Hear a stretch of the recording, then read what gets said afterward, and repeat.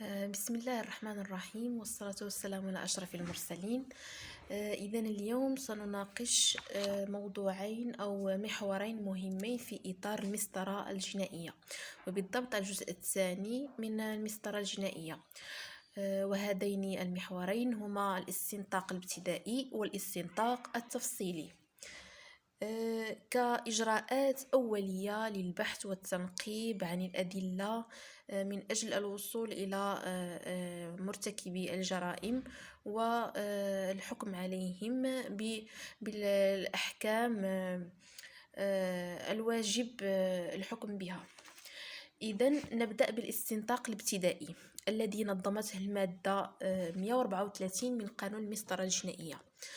بالنسبة لهذا الإجراء نقول بأن الاستنطاق الابتدائي هو إجراء من إجراءات التحقيق، وإجراءاته جاءت على سبيل الحصر وعلى سبيل الترتيب، حيث لا يمكن اللجوء إلى إجراء قبل آخر، ومنه فإجراءات الاستنطاق الابتدائي هي محددة في فصل 134 بحسب على سبيل الحصر وعلى سبيل الترتيب، بمعنى أنه لا يمكن لنا اللجوء إلى إجراء قبل أن يتم اللجوء إلى الإجراء الذي يسبقه، أو بمعنى أنه لا يمكن لنا الاستغناء عن إجراء دون إجراء آخر. إذن نسترسل في هذه الإجراءات التي تبتدئ أولا بالتأكد من هوية المتهم، وذلك عن طريق التحقق من المعلومات المضمنة بالمحضر والتي يدلي بها الماثل أمام قاضي التحقيق. نظرا لما لهذا الإجراء من أهمية بالغة. إذن هنا كنقولوا بأن أول إجراء كيتم في إطار الاستنطاق الابتدائي هو التحقق من هوية المتهم، يعني كنتحققوا من الهوية ديال هذا الشخص الماثل أمام قاضي التحقيق، يعني الاسم ديالو العائلي الشخصي عن طريق بطاقته الوطنية، بطاقة التعريف الوطنية. هذا كإجراء أولي. نمر إلى الإجراء الثاني وهو مؤازرة المتهم بالدفاع، وهو الإجراء الذي يعتبر من أهم الإجراءات التي تضمن المحاكمة العادلة. وهنا يمكننا القول بأن المشرع جعل هذا الإجراء ضروريا ولازما في حالات معينة، ولا يمكن فيها للمتهم التنازل عن الدفاع، وهي عندما نكون بصدد جنايات أمام المحكمة العسكرية أو بصدد جريمة مرتكبة من طرف حدث. إذن ملي كيتوفروا لنا هاد جوج الحالات اللي هما عندما ملي كنكونوا بصدد جنايات اللي ترتكبت امام محاكم عسكريه، او جريمه اللي كتكون مرتكبه من طرف حدث. في هذه الحالتين اثنين هنا ما كيكونش عند الحق المتهم انه يتنازل على الدفاع، يعني كتعتبر ديك الساعه الدفاع يعني اولويه وضروره محتمه لا بد ان يؤازر به المتهم. ونقصد بمؤازرة المتهم بالدفاع بطبيعة الحال أن يتم تعيين محامي للدفاع عنه. هذا كإجراء ثاني. بالنسبة للإجراء الثالث الذي يأتي كذلك على سبيل الترتيب، وهو إشعار المتهم بالأفعال المنسوبة إليه بلغة بسيطة ويفهمها، بمعنى إشعاره بالفعل الذي ارتكبه. يعني هذا الإجراء هو واضح، يعني ما نحتاجوش نشرحه. بالنسبة للإجراء الرابع وهو إشعار المتهم في حقه في التزام الصمت، وهو كذلك يعتبر إجراء مهم وضروري على قاضي التحقيق أن يشعر المتهم الماثل أمامه بحقه في الالتزام الصمت، يعني لا داعي بأن يدلي بأقواله أمام قاضي التحقيق، ولا يعني هنا القانون كيعطيه الحق على أنه يلتزم الصمت حتى يجي المحامي ديالو. المهم الى هذا كاجراء من الاجراءات اللي كنتطرقوا لها في اطار الاستنطاق الابتدائي. ثم كيجي اخر اجراء اللي هو امكانيه اخضاع المتهم لفحص طبي، اما بناء على طلب الدفاع او تلقائيا من طرف قاضي التحقيق عندما يلاحظ عليه علامات تعذيب. بمعنى ان اننا خضوع المتهم للفحص الطبي هو كيكون من الحق ديالو، ولكن اما تلقائيا من قاضي التحقيق، يعني ملي كيلاحظ قاضي التحقيق وجود واحد العلامات ديال التعذيب ولا علامات ديال الضرب على المتهم، راه اوتوماتيكمون امر باخضاعه لفحص طبي. هذه كحاله. الحاله الثانيه وهي ان يطلب الدفاع اي محامي المتهم ان يطلب من قاضي التحقيق بان يتم عرض المتهم لفحص طبي.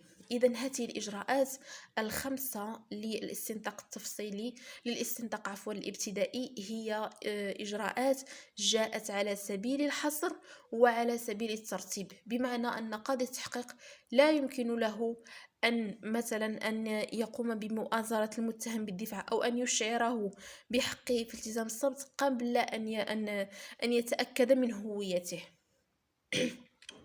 إذا هنا واضح. كتبقى مسألة اللي خصنا نشيروا ليها، هو أن الاستنطاق الابتدائي في بعض الحالات المستعجلة يمكن لقاضي التحقيق ألا يحترم الإجراءات المنصوص عليها في المادة 134 من قانون المسطرة الجنائية. يعني هنا كنقولوا بأن كتوفر واحد الحالات اللي يمكن لقاضي التحقيق انه ما يلتزمش بهذه التراتبيه ديال هذه الاجراءات، انه يعني ما يمشيش بحسب الترتيب او لما يحترمش واحد الاجراء معين. امتى؟ في جوج الحالات: عندما يكون هناك شاهد يتهدده خطر الموت او علامات موجوده على وشك الاندثار. اذا هنا عندنا جوج ديال الحالات اللي كتعتبر حالات استثنائيه، وهي اللي كتنص عليها الماده 135 من قانون المسطره الجنائيه. هي كتعتبر حالات استثنائيه اللي كتفرض على قاضي التحقيق ان يقوم يعني بالاستنطاق الابتدائي بدون احترام الاجراءات المنصوص عليها في الماده 134. اذا هنا هذه النقطه واضحه. نمر كفكره اخيره في اطار الاستنطاق الابتدائي او ما يسمى بالاستنطاق التفصيلي، هي أنه عندما يقوم قاضي التحقيق بالاستماع إلى شاهد وتتحول صفته إلى متهم، هنا يحق للنيابة العامة إما تلقائيا أو بطلب من المطالب بالحق المدني أو المتهم أن تقدم ملتمس إلى الغرفة الجنحية بمحكمة الاستئناف بمحكمة الاستئناف من أجل سحب القضية من قاضي التحقيق وإعطائها لآخر ضمانا للمحاكمة العادلة. وهذه الغرفة الجنحية التي يجب عليها أن تبت في هذا الطلب داخل أجل 10 أيام من تاريخ التوصل. إذا هنا كنقولوا في هذه الفكرة هذه بأن ملي كيكون مثلا عندنا واحد الشاهد كنتصنتوا له، كتحول الصفة ديالو من شاهد إلى متهم. يعني مثلا قاضي التحقيق يستمع إلى شاهد، فأثناء الاستماع إليه اكتشف يعني واحد الوقائع جديدة اللي كتجعل أن ذاك الشخص يصبح كمتهم وليس كشاهد. هنا النيابة العامة كيكون عند الحق لكل من النيابة العامة أو بطلب إما تلقائيا منها أو بطلب من المطالب بالحق المدني أو من المتهم، يعني أو حتى من المتهم نفسه، أنهم يقوموا بسحب، أنهم كيقدموا ملتمس إلى الغرفة الجنحية محكمة الاستئناف من أجل أنهم يسحبوا القضية من قاضي التحقيق وإعطائها لآخر من أجل ضمان يعني المحاكمة العادلة. لأنه علاش كنقولوا هذا الإجراء؟ لأنه الضمانات التي تعطى للشخص كشاهد ليست هي الضمانات التي تعطى للشخص كمتهم. يعني هنا خصنا نفرقوا ما بين يعني هنا خصنا نفرقوا ما بين الضمانات اللي كتعطى للشخص كمتهم، يعني الشخص كمتهم كيف ما سبق لنا وقلنا انه من كيتم الاستنطاق ديالو ابتدائيا يعني يجب احترام واحد الاجراءات معينه وانه لا يمكن اللجوء الى اجراء قبل اخر، بخلاف الشاهد كذلك في اطار تلقي الشهاده لديها قواعد وضمانات اخرى مغايره. لهذا القانون أعطى الحق لكل من النيابة العامة والمتهم والمطالب بالحق المدني في حالة أن ذلك مثلا أن هناك شاهد مثلا تحولت صفته من شاهد إلى متهم، أن يقوم بسحب الملف من قاضي التحقيق إلى قاضي آخر، وبطبيعة الحال ليس هما من يقومان بهذا العمل، وإنما يقومان بتقديم ملتمس إلى الغرفة الجنحية بمحكمة الاستئناف، وهي التي تقوم بهذا العمل. هذه الأخيرة أي الغرفة الجنحية بمحكمة الاستئناف التي تبت في هذا الطلب داخل أجل 10 أيام. إذا هنا كنكونوا تسالينا من الاستنطاق الابتدائي، وتناولنا جميع المحاور ديالو بتفصيل شامل. الآن غنمروا للاستنطاق التفصيلي. الاستنطاق التفصيلي نقول يعني كتفرقة فقط من ناحية المصطلح، يعني الآخر هو ابتدائي، يعني لازلنا في المرحلة الابتدائية، أما التفصيلي بمعنى أننا نتعمق مع المتهم. والاستنطاق التفصيلي تناولته المواد من 135 من 135 وكذلك 139 من قانون المسطرة الجنائية.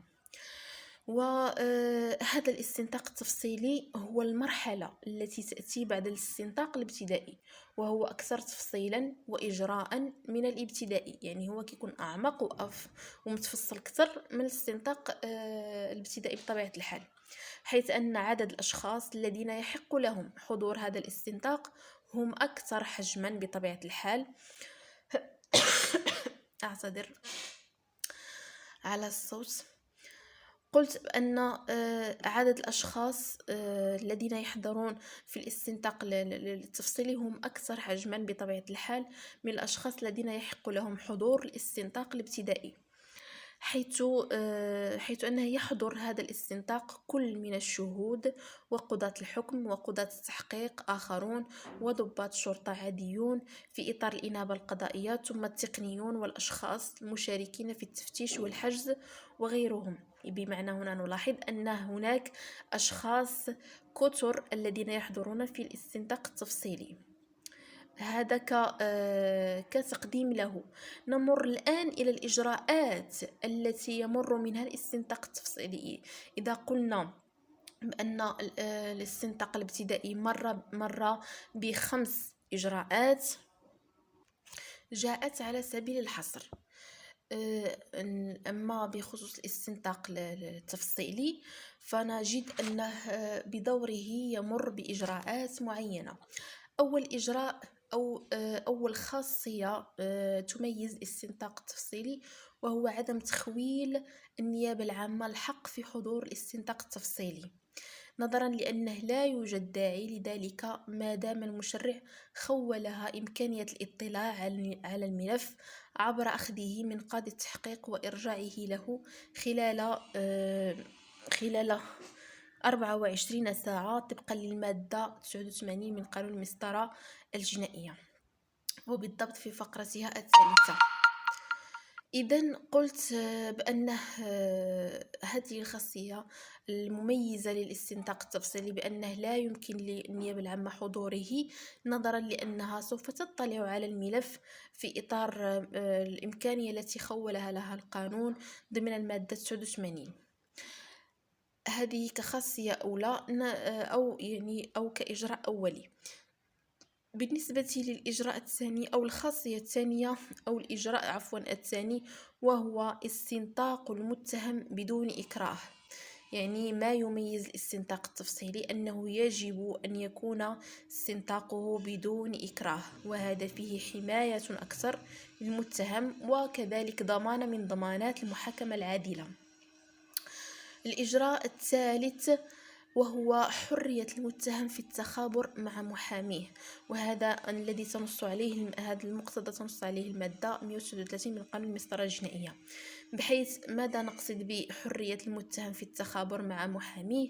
بأن هذه المادة أعطت الحق للمتهم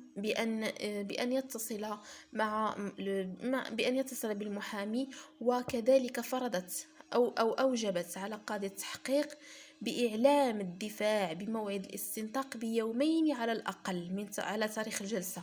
يعني هنا يقول لك القانون بأن قاضي التحقيق أن قاضي التحقيق يجب عليه أن يقوم بإخبار محامي المتهم بيومين على الأقل من تاريخ أو من تاريخ على يعني تاريخ حدوث الجلسة. مثلا يعني احنا الجلسة ديال التحقيق التفصيلي غتكون عندنا مثلا اليوم، خاص بيومين قبل نكونوا علمنا المحامي بالموعد ديال الجلسة. هذا كضمانة أولى. الضمانة الثانية وهي أنه يجب عليه وضع ملف الاستنطاق بيوم واحد على الأقل من موعد قبل موعد الاستنطاق، يعني أننا كنخبروه بالجلسة وأن غيتم الاستنطاق التفصيلي بيومين على الأقل. وبالنسبة للملف ديال الملف الاستنطاق خصنا نحيلوه على المحامي على الأقل بيوم قبل الاستنطاق. يعني هنا خصنا نميزو ما بين جوج الضمانات اللي كتعطيهم لنا الماده 139 اللي كتخولهم المتهم، ان خص تعلم المحامي ديالو بموعد الجلسه بيومين على الاقل، وان خص يتحال عليه الملف ديال الاستنطاق بيوم واحد على الاقل قبل الاستنطاق. اذا هنا واضح في هذه النقطه. النقطة الأخيرة في هذه الإجراءات الاستنطاق التفصيلي وهي إمكانية إجراء بحث اجتماعي حول شخصية المتهم.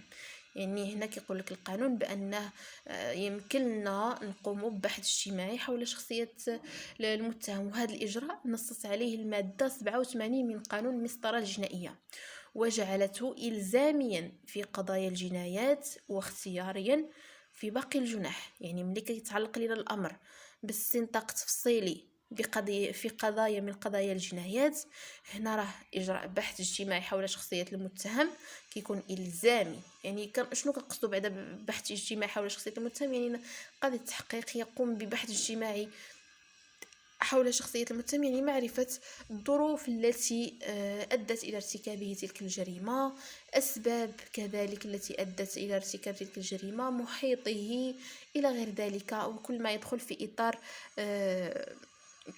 شخصيته. قلت أن هذا الإجراء جعلته المادة 87 إلزاميا في الجنايات واختياريا في الجنح. كما أضافت هذه المادة التزاما آخر على قاضي التحقيق، وهو البحث عن وسائل لإعادة التأهيل داخل المجتمع. يعني قلنا أن هذه المادة 87 أول حاجة عطاتها يعني أمرات قاضي التحقيق بأنه يقوم لنا ببحث اجتماعي بشكل إجباري في الجنايات وبشكل اختياري في باقي الجنح. النقطة الثانية كتقول له أنه يعني يجب عليه أن يقوم بإعادة تأهيل ذلك المتهم داخل يعني أن يقوم بالبحث عن وسائل لإعادة تأهيل ذلك المتهم داخل المجتمع شريطة. يعني هذا لأنه باش يقوم لنا قاضي التحقيق بالبحث عن وسائل لإعادة تأهيل هذا الحدث أو هذا المتهم داخل المجتمع، خص يتوفروا لنا 3 شروط اللي ضروريين باش كيكون يعني قاضي التحقيق ملزم باش انه يقلب لنا على الوسائل اللي غيساعد بها داك المتهم للتأهيل ديالو. اول شرط ان يكون المجرم يقل سنه عن 20 سنة. يعني ملي كيكون عندنا المجرم او المتهم، يعني نقول الان المجرم، نقول فقط المتهم، عندما يقل سنه عن 20 سنة فهنا كيكون يعني من الضرورة على قاضي التحقيق أن يقوم بالبحث عن وسائل لإعادة تأهيل هذا المتهم داخل المجتمع.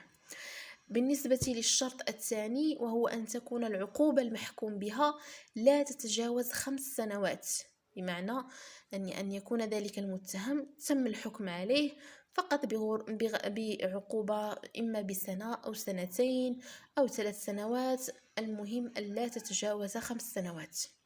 هذا كشرط ثاني.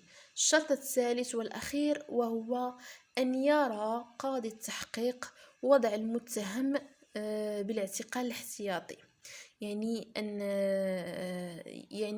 أن يرتئي قاضي التحقيق وضع ذلك المتهم الماثل أمامه في الاعتقال الاحتياطي. إذن هذه الشروط الثلاثة هي التي تخول لقاضي التحقيق البحث عن وسائل لإعادة تأهيل ذلك المتهم داخل المجتمع.